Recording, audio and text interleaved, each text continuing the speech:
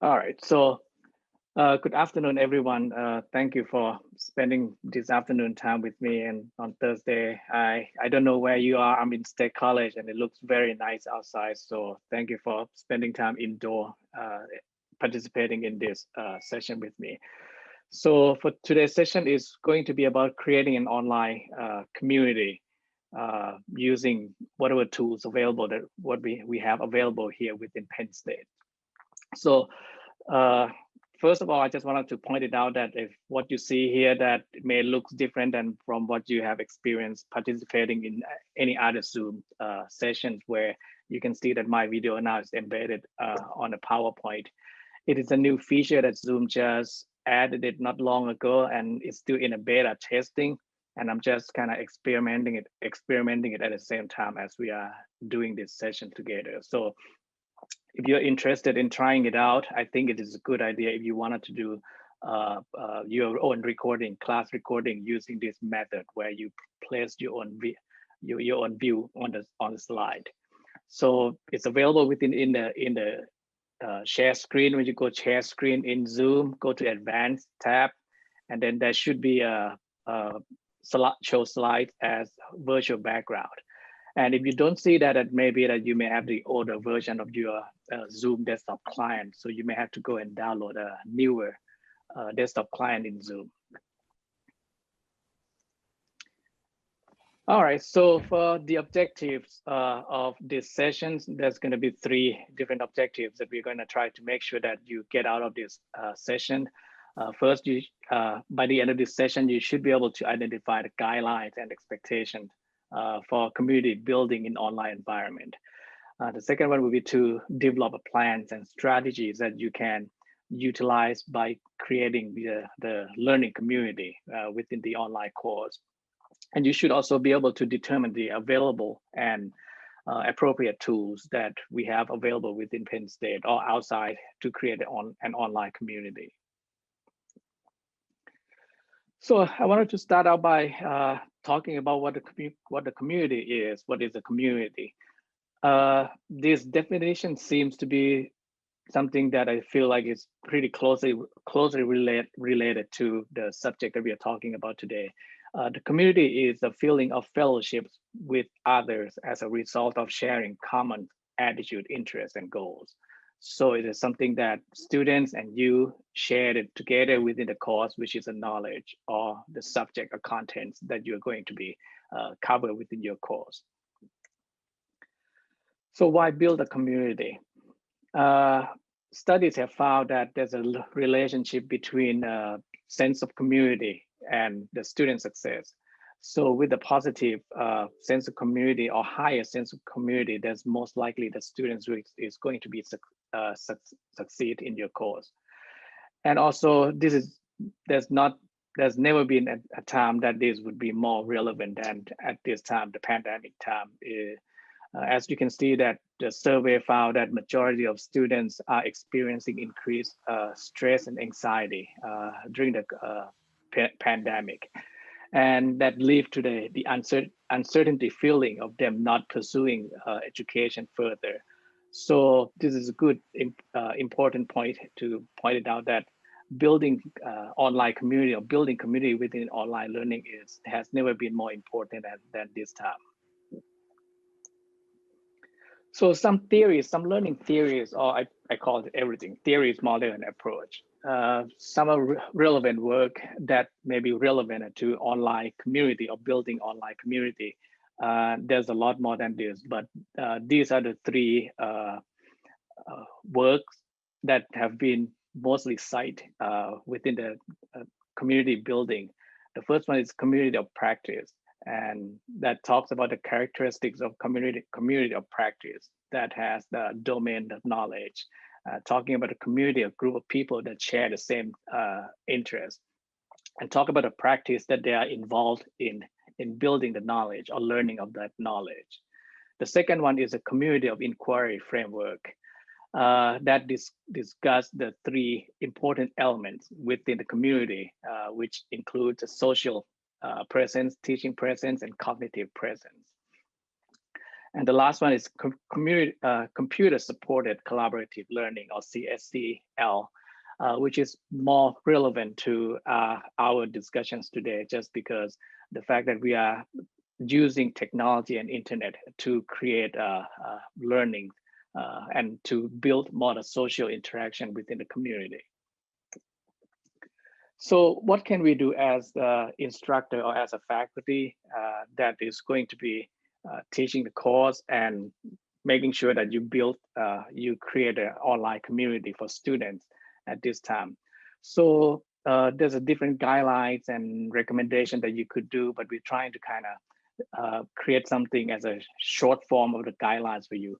So there are 3 important guidelines that I think we should follow. We should try to follow with this. The 3 guidelines consist of, in order to create an online community, you need to be able to prepare for community building. I call it as instructor presence, making yourself known to the community. The second one is to establish community rules. You as an instructor, as a facilitator of the course, you need to be able to set the rules of how the community or how of the members should be participating in this community. The third one is to create a sense of connection beyond the community. So we're now talking about a community that is beyond or outside of the course, which is called a social presence. And we're going to go through each of these guidelines with some recommendations and some of the examples that may be available for you to use, or may be available for you to give you some ideas to develop and use it in the future. So let's start out with the first guideline, which is to prepare for community building or instructor presence. There is, I'm sorry, I think there was something off with this. Yep. All right, let's start with this one. There you go. We'll go with that. So the first one is, let me do this, sorry. I just switched the slide a lot and now I just got confused what slide we have now. So let's start with this one, the first one, to prepare for community building. And we have 2 methods that you could do to prepare for the community building. The first one is to model the citizenship in community as an instructor.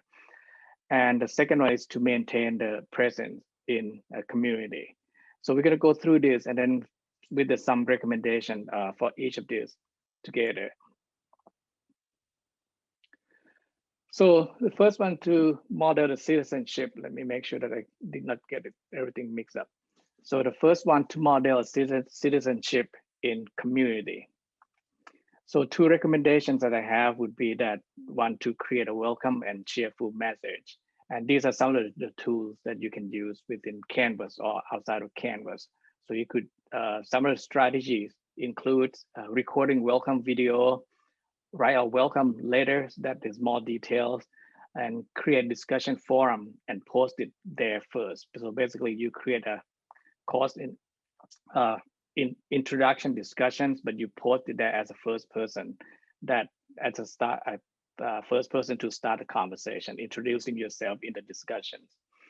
So for the recommendation 2 is to display just simply display or create your bio and display it within a Canvas. So Canvas has a profile that allows you to add your own bio and pictures and any links relevant to your professional and personal information. Create about the instructor page in Canvas, and also provide links to professional profile, things like PSU research database that lists all your studies and all your interests. Also LinkedIn, some instructor may use LinkedIn as a way to connect with the students. So when we talk about creating a welcome message, so there's a lot of ways to create a welcome message, but these are some things that you may need to consider to include in your welcome message. Making sure to provide some greetings, some personal information, make it as personal as possible, but not too personal. So give students some contact information, even though you may have that information available, and you can see here, some of the information may be available within the syllabus, but within a welcome message, you wanted to emphasize any important information that you want them to know. Your contact information would be one of them that you may want them to know what type of conversation or communication that you prefer to have with them. List your office hours if you have it, or if you have virtual office hours, make it known to the students. Provide a brief overview of course objectives, even though it's already listed on the syllabus, but you as an instructor, or I call it subject matter expert, you would want to emphasize that within the welcome message. Course access, you may need to make it emphasize that also, because sometimes you may not teach a fully online course or asynchronous course. You wanted to make sure that you emphasize how students going to be able to access the course, what kind of access that they have. So this would be some of the example that I can show you. You can create a welcome message by using a video recording, as you can see from the example on the left, or you can use Canvas announcements to type in your welcome message at the beginning of semester. And as you can see, that welcome message is quite long, because you wanted to make sure that you include the important information that you want to emphasize within that message. So now we're going to do something a little bit, do some participation engagement within this presentation. What I wanted to ask you, if you open up your participant tab in Zoom, and okay, you probably don't have it. This one was not set it up that way, so don't worry about it. We don't have to do anything about it. So basically, that in Zoom, that if we turn on what they call nonverbal interactions, you would have an opportunity to choose the icon to respond to these questions that I have. But since we don't have that turned on for these sessions, we can skip this activity. So basically, I wanted to know what, let's spend some time to discuss this a little bit. How many of you have used the video as the welcome message? If you have, turn on your mic and then just say that you use, or type in a chat. No one? All right, so there's nobody have used that. So you may consider using that in the future, and I will show you. It may be intimidating to say that using the video, I don't know how to record the videos, but now the technology is very easy to use, and I'll show you why, how. So basically in Canvas, you can simply record your video and embed it within the announcements by using the icon that's called record a video, as you can see on the screenshot on the left. So if you create an announcement in Canvas, if you look in the menu bar, there will be an icon that looks like a play button. If you click on that one, it would allow you to record your video from your webcam. And then once you're done the recording, Canvas will save that video and place it in your announcements. And then you can send that announcements to students. So you will have that video available right there for students to watch. Second option that you may be more familiar with, which is using Zoom to do a recording. So you can set up your Zoom sessions and record just a video of you welcoming students to the course, and then save that recording and then upload it and place it in Canvas. So another strategy is to model the citizenship in the community is to use a profile within Canvas.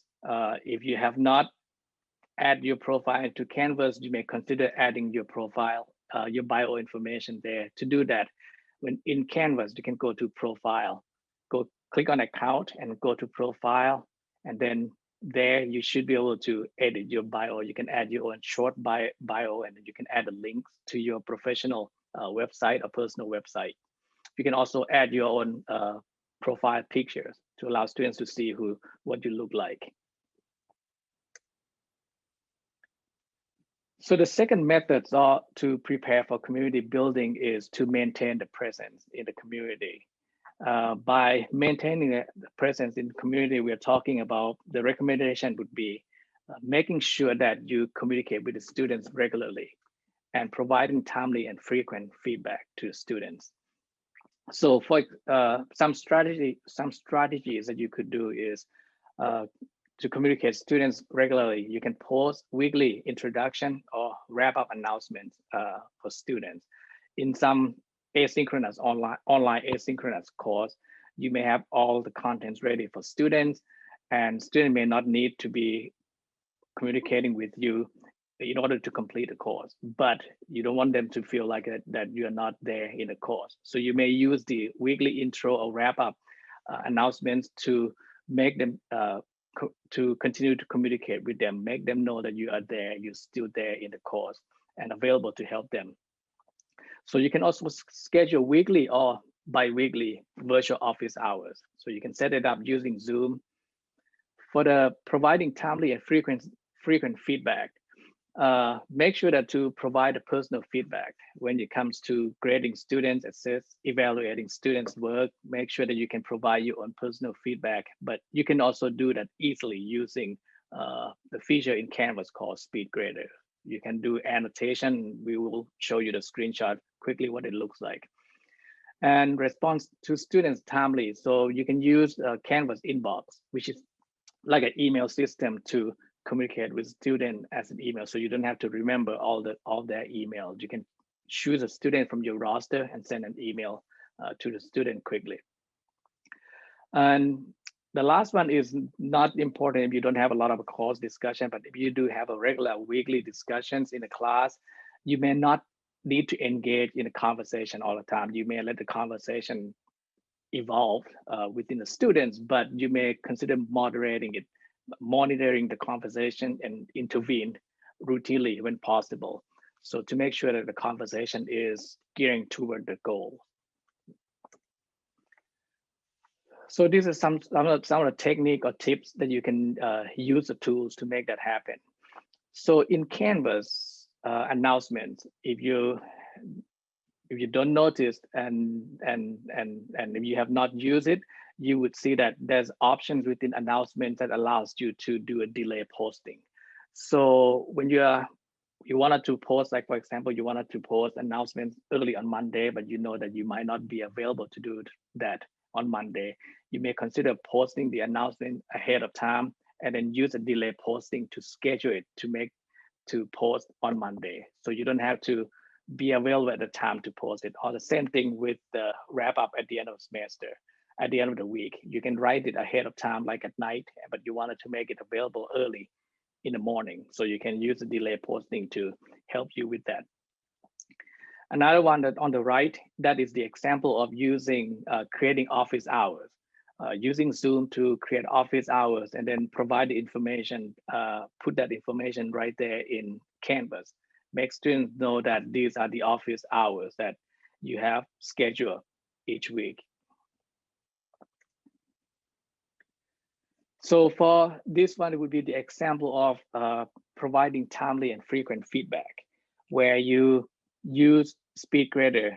The screenshot on the left that you see is what it looks like in a SpeedGrader. As you can see that there's on the top menu bar, it has an options for you to annotate student submissions. So when students submit their work in Word or PDF format, you can use the SpeedGrader annotation tools to provide a comment or personal feedback to students. You can highlight certain word, circling certain things with the assignments. You can put a comment right next to it, easily right within that SpeedGrader. So on the right, that is a sample screenshot of the email or Canvas inbox, where you can manage your inbox for each courses. For you, if you are teaching multiple courses, you can use this to narrow down to the conversation within your courses. So far, any questions so far in terms of the first guideline is to prepare for community building for instructor presence? If you have anything, you can feel free to type in the chat or unmute yourself. All right, going once, going twice, and we're going.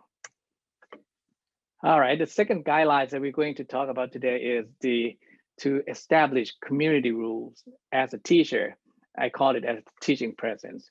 So setting up a rules or setting up the expectations within the course or within your community is also important. So they all know what they need to, what they're expected a member, as a member within your community course. So there are three different methods that you could consider. The first one would be to set expectation of communication. And then the second one is the assessment, expectation of assessments. And then the last one is it may be a challenging task to think about it when if you're first time teaching online, is to embrace collaborative learning or partnership. But it is possible and there's a way to do it, and we can discuss it more further. So for the first method, to set the expectation of the communication, a few recommendations would be to provide clear guidelines for communication. And to do that, in order to do that, you should create communication etiquette, set up something or some call etiquette. And also to let students know about the turnaround time. That is also important. Letting them know, since you're not going to be in class or seeing them all the time, so making them know that they can rely on your response within a certain time to make them feel comfortable to communicate with you. Recommendation 2 would be to establish expectation of attendance. And by making it clear, you have virtual office hours, when and where, and talk to them, discuss them with the webcam use, which is also something important. We don't know that if they are able to use a webcam or they have a reliable internet to use a webcam. So you may need to discuss that to make it clear to them that if they're expected to use a webcam and whether they may be expected to use a webcam. So this language should be included in your syllabus. I think Susan and I, mostly for online courses, we try to make sure that we have this language included in on your syllabus to let students know about the expectation of webcam use when it comes to Zoom learning using Zoom. So some of the examples that I can show you is this one is just to provide clear guidelines of communication. So on the left, you can see that the language that instructor use in online course, just to make sure it's just a short message telling them, okay, students, you can, as a student, you can expect my response within 24 to 48 hours. Let them know right there that they can rely on your response within that time period. And that also can include, you can tell them that what type of communication that you prefer. Either it could be just a cell phone, provide a cell phone number to them, or you prefer using discussion in Canvas, or you prefer to use an email. Make it known to the students what type of communication that you wanted to use, what method of communication you would like to use with the students.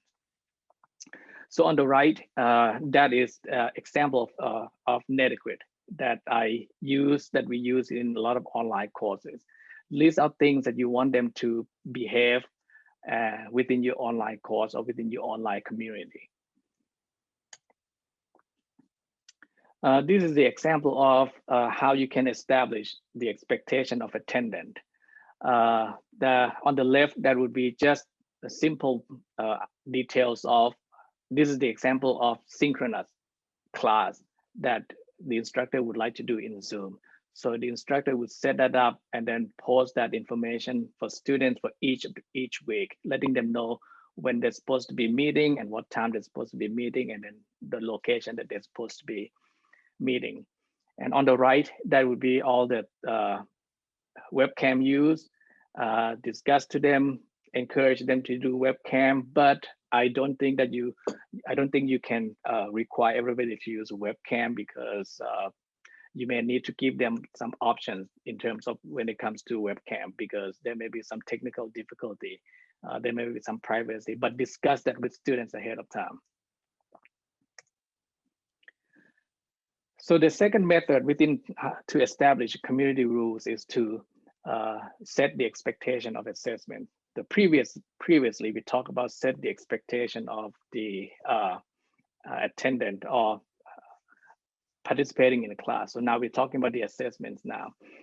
To do that, you should develop a well-defined grading criteria, making sure that they understand exactly what they're going to be evaluated in. And also that also includes the grading policy. They need to know that the frequent questions that instructors get from students.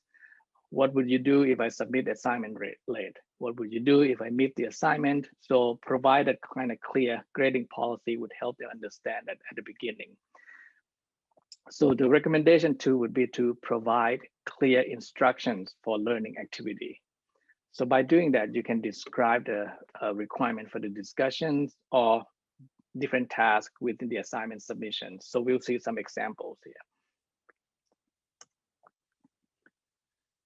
So to develop a well-defined grading criteria, some of the example that you could do is to use Canvas rubric.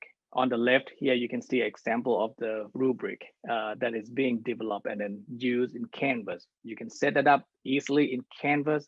You can also use that to evaluate students without having to manually calculate the score. You can just pick and choose the item within the rubric, and then the system will automatically grade students based on the rubric for you. On the right, that is the example of the grading policy. The instructor talk about the late assignment, the late submission, or missing assignment policy. So one other thing that I would like to note is just that there's a tool that would allows you to do this to enforce the missing assignment or late policy in Canvas. I don't know if you're not aware of it. That tool is available in grade page within your Canvas course. So you go to grades, and within your grade page, all the way to the right, there's going to be a gear icon. Click on that gear icon, and it will get you to that late policy settings. Within the late policy settings, you can set the automatic kind of deduction of the grade by saying that you may deduct 10% every day that the assignment is submitted late. So what it does is that you don't have to calculate the late submission. What you do is you just give students the full possible point that they should receive for that assignment. And the system will look at when the assignment is submitted. And if the assignment is submitted 1 day late, it will apply the deduction, percentage deduction for you without you having to recalculate it. Just give them what exactly they're supposed to get. The deduction will be applied according to the late policy that you set. So another example would be how to provide a clear instructions for learning activities. These are just some guidelines or some guidance that you can follow. Make sure to create a clear and precise language. Repeat the direction if possible. Mention the purpose. Describe the purpose of this task to make students know why they need to do what they are asked to do. And make sure your students understand this is kind of one of the important tasks, and usually you may not be able to do it because you see things from your own perspective. You may want to have somebody look at the instruction, making sure that they have to see if they have any questions when they read the instruction from a student perspective. Then you need to make sure to use appropriate tone, describe the specific, be specific as specific as possible, and provide some examples if available, because there's times that students may come back to you. I'm not sure what the expectations are. Do you have example to show me? If you have example and that can be distributed, you should provide it to students. Break a task into manageable chunks using bullet numbering to help you break down the task for students to understand the steps that they need to do. So these are some examples that we have for in a few online courses that I maintain. On the left, that's the example of instruction for the discussion activity. Make sure that you list out things that you want them to students to participate in the discussions. For example, when do you want them to post their initial response? And then when do you want them to post their reply to author, and how many? So make that clear to students, set the expectation ahead before you provide them with the discussion prompt. On the right would be the example of the assignment submission that are like a paper that you ask them to do. Provide them with some general information like the purpose of this assignment, give them some direction, break it down to smaller tasks as small as possible to make sure that they are able to follow that. So the third method to establish community rules is to embrace collaborative learning or partnership. This task may be daunting for the first time online instructor, because you may not know what tools that you can use, but there's a lot of tools that's available for you to use. So don't worry about that. If you have any idea, discuss with me or discuss with your colleagues, and you may get some ideas of how to develop a collaborative learning or group projects online. So there's two recommendations that I would recommend you to consider. First one is to provide opportunity for group work. I did not put the information there, but I wanted to emphasize a smaller group work because it's online, it's communication may be an issue, and the availabilities of each student may be a concern. Making it to a smaller group may help to manage that group project easily for students and for you. And to do that, you can use virtual breakout room. Like if you're doing actual synchronous class on Zoom, you can use a breakout room to break students into a smaller group and have them discuss within their own group. You can provide them with a collaborative space for projects. And Penn State has a lot of tools available. These are some example tools that you may consider using for that. You can use Canvas group to break students and give them space to work as a group. You can use Box at Penn State. You can use OneDrive, which is part of Penn State also. Google Drive as a way for students to collaborate. And I don't think that is it is not your job to tell them what to use. It would be good for you to recommend what tools would be available for them to use. So recommendation 2 would be to let everyone play a role.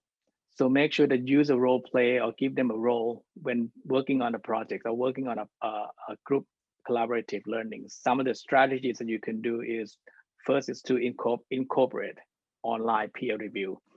That's the most commonly used within the group project, giving them a role, switching role from writer into a peer reviewer. So once they finish their own writing, then now they're gonna take the role of the peer reviewer, looking at other students' paper. Second one is to create a role play scenarios, creating activities that give them a roles, like for example, give them a leadership for the group. So they take turns to become a leader of the group for each different project. So some of the tools that are available or features that are available within Canvas and other tools. On the left, this is the example of groups in Canvas. In Canvas, you have student roster. When you go to people, you have student roster. Within a student roster, you can create groups and assign student to groups, and then that would give student a space to collaborate, work together within Canvas. On the right, this is the example of a breakout room within Zoom that you can use if you have a synchronous class with students. You wanted to get them into a smaller group to have a smaller discussion, and then you ask them to reconvene back to the main room again. You can use a breakout room to accomplish that. So what we're gonna do is, I hope that you are able to participate. We're gonna test our breakout room just to see what it looks like, and then you get a chance to test out as a student when you're in a breakout room. Thank you for participating in just a short experiment.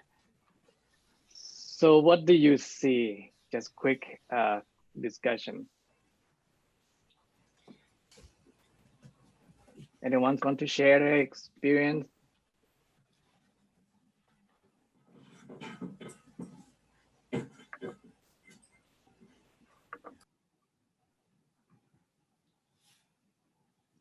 Yeah, so we were, Jen and I were in room one, and actually we are teaching or mentoring a course together at the moment, the Junior Faculty Development Program.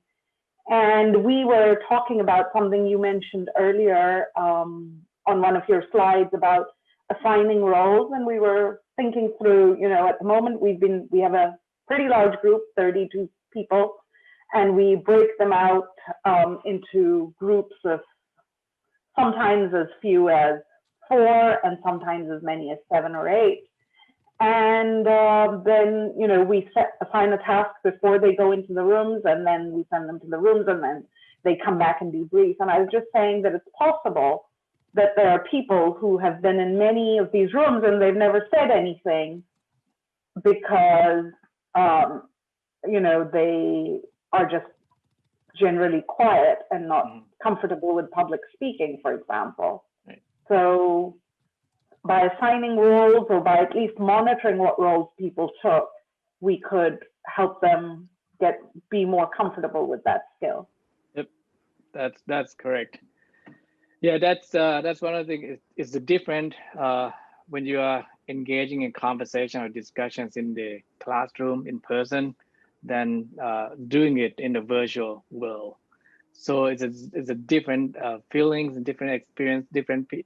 I was going to say that the same person that may be talking a lot in the classroom may not be the same person that may be talking a lot in the online. So it's because it's a different experience, different comfortability of the individual. So at least like we get to experiment that together, and then you get to experiment that as a student. So now let's move on to the next example that I can show you. This is going to be part of that let everybody play a role. So one of the tools that you can use in Canvas to do that is called peer review.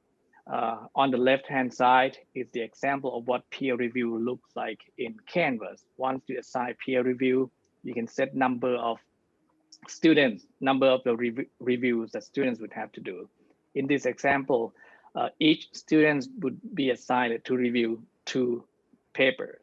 So they would review 2 other students' submissions, and you can track and see if that has been completed. On the right, it is a tool called VoidThread. It hasn't been used much from my experience here within the College of Medicine, but this is something that you may want to check out, and it's available for Penn State employee and students.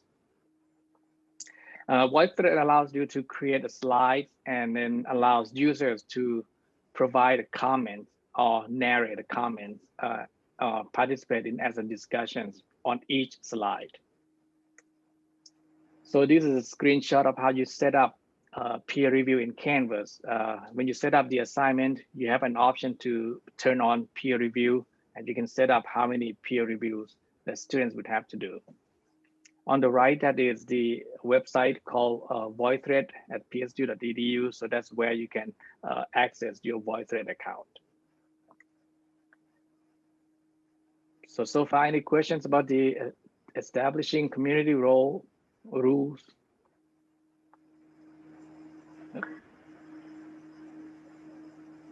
So could you talk a little bit about how to do a sort of collaborative work between the students or group activities when you're doing asynchronous teaching? So what would you like to know about that? So basically that the assignment would be, we would think about the tools that would be appropriate for the task that they have to do. And we would also identify space or collaborative tools that they could use to help them collaborate among each other. In the past, they may send an email back and forth developing a paper. Nowadays, they may be able to use a certain tools that they all can edit and work on the paper together. So that is important to identify what the objectives of the projects and how to accomplish that. And we can identify the tools that would facilitate that type of project. So, and we can get into details once we look at the examples to see what kind of projects that you have in that's considered as a group project, and then we can kind of talk about the tools and then how we can do that better in online. All right, let's go on quick. Because just want to make sure that I finish the last few slides here. We have a few minutes left for some questions or for some follow-up questions later. So the last guidelines that we have to build online community is to create a sense of connection. This is kind of like a social presence. So in addition to making sure that you have built a community within your course community, you need to make sure that you can create a sense of connection outside of your classroom. To do that, there are two methods that you can follow. The first one is to promote dialogue and discourse. The recommendation would be encourage informal conversation with the students. Virtualize in-person class interactions. Since you're no longer with them in person, trying to make a conversation as a human as possible. So the second method that we could do is to keep community elements by incorporating important news and within the institution, providing opportunity for community involvement. So some of the strategies that you could do is to encourage informal conversations. You can share your personal news, anything that's going on with you. You can ask students to share their own personal news, creating something outside of classroom conversation. Provide space for informal interaction. So giving them like maybe a discussion that allows them to ask questions that may not be relevant to the course. To virtualize in-person class interaction, you can use nonverbal feedback within Zoom to ask them to say yes and no, raise hand, or thumb up, thumbs down. That you can use that in Zoom. Use humor and conversational tone. Also provided opportunity for self-reflections too. So some of the examples that you can do is like on the left, that is the example in Zoom that you can give them an opportunity to provide nonverbal feedback. On the right is just one of the sites that you can find in Google, creating your own emoji. You can use it as to personalize the emoji for your class and use it to communicate with the students to make it a little bit more funny and something fun with the students. So why humor? There's the research has found that humor has a relation. There's a relationship between the humor and the class attendance and class performance. So keep community elements. This is one of the things is just outside of the classroom, and you as an instructor or faculty, you may know something that's happening on campus. You may help students connect with things that's happening or with the news that's happening on campus. Providing that news to students also help them to make a connection with the larger community outside of your classroom. And the recommendation number 2 would be to provide opportunity for community involvement. So if you know any organization that students should be involved in or should participate in, you can help them connect with that organization or anything that's going on, webinar, conference that's going on within the institution. You can give them an opportunity to participate in it.